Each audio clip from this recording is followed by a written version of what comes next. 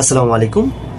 আজকে আমি কথা বলবো এমন দুটি খাবার নিয়ে যেগুলো শুধু সুস্বাদুই না, বরং নবীজির পছন্দের খাবার ছিল। তা হলো খেজুর আর দুধ। খেজুরে রয়েছে ফাইবার, আয়রন, মিনারেল, যা রক্তশূন্যতা দূর করে এবং শক্তি বাড়ায়।